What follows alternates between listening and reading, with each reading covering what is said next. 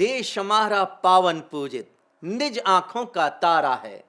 तन मन धन सब इस पर वारें, यह कर्तव्य हमारा है। और जीवन को उर्वर करके जो हरा भरा रसमय कर दे, देश सदा वह कल कल बहती निर्मल सी जलधारा है, निर्मल सी जलधारा है। प्रिय बच्चों एवं शिक्षक साथियों, स्नेहाशीष एवं सस्नेह अभिवादन। आज हम बात करेंगे देश के प्रति प्रेम और अनुराग की। देश के प्रति हृदय की गहराइयों में बसे अनन्य समर्पण की, उस अगाध निष्ठा की जो किसी भी राष्ट्र के लिए एक सशक्त नींव का कार्य करती है। हम सब यह अच्छी तरह जानते हैं कि राष्ट्र की सच्ची शक्ति किस में निहित होती है। इसका उत्तर है नागरिकों के मन में बसे निश्चल स्वदेश प्रेम में। जिस देश के नागरिकों के मन में देश धड़कन बनकर धड़कता हो, वह देश अद्भुत होता है, अनोखा होता है, निराला होता है। आइए आज स्वदेश कविता के माध्यम से हम ऐसी ही पूजित भावना से साक्षात्कार करते हैं जिसकी उपस्थिति मात्र से राष्ट्र की आत्मा आनंदित हो जाती है। प्यारे बच्चों, स्वदेश प्रेम की जब भी कहीं चर्चा होती है, कानों में रस घोलती दो कालजयी पंक्तियां अवश्य सुनाई देती हैं। आपने भी इन पंक्तियों को अवश्य सुना होगा। ये कालजयी पंक्तियां हैं जो भरा नहीं है भावों से, बहती जिसमें रसधार नहीं, वह हृदय नहीं है पत्थर है, जिसमें स्वदेश का प्यार नहीं। जानते हैं कि मनों में बसने वाली ये दो पंक्तियां किस सुप्रसिद्ध कवि की हैं? ये पंक्तियां हैं सुप्रसिद्ध कवि गया प्रसाद शुक्ल स्नेही जी की कालजयी कविता स्वदेश की।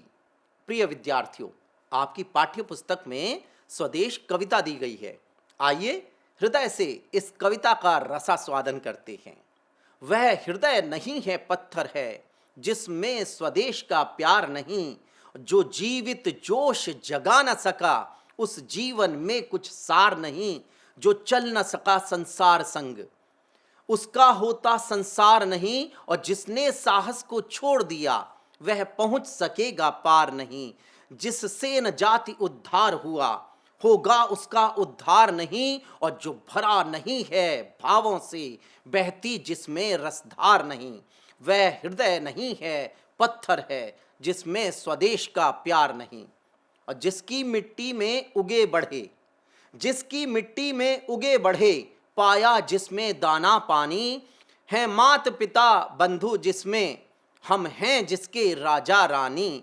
जिसने की खजाने खोले हैं, नवरत्न दिए हैं लासानी, जिस पर ज्ञानी भी मरते हैं, जिस पर है दुनिया दीवानी, उस पर है नहीं पसीजा जो, क्या है वह भूखा भार नहीं, निश्चित है निस्संशय निश्चित है जान एक दिन जाने को, है काल दीप जलता हरदम, जल जाना है परवानों को। सब कुछ है अपने हाथों में, सब कुछ है अपने हाथों में, क्या तोप नहीं तलवार नहीं, वह हृदय नहीं है पत्थर है, जिसमें स्वदेश का प्यार नहीं, जिसमें स्वदेश का प्यार नहीं।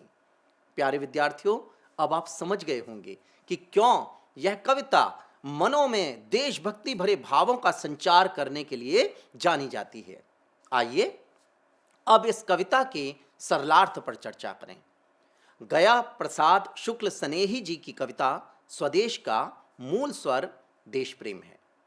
यह कविता राष्ट्र प्रेम, साहस और कर्तव्य बोध का पाठ पढ़ाती है।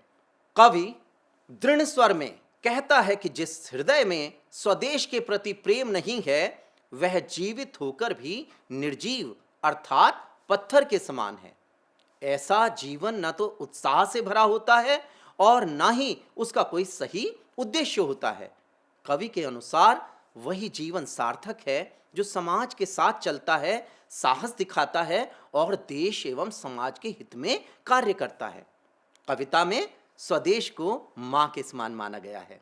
यही वह भूमि है जहां मनुष्य जन्म लेता है, अन्न जल पाता है और माता पिता वे अपने लोगों के साथ रहता है।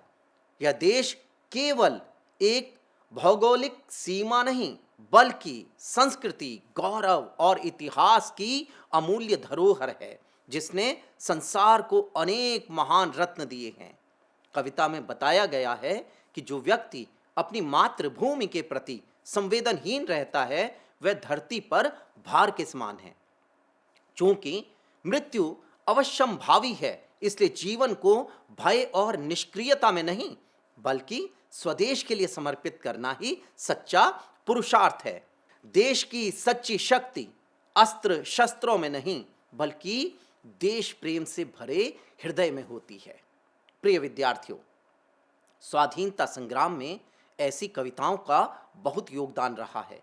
कहा जाता है कि एक सशक्त लेखनी कई अस्त्र शस्त्रों के बराबर होती है।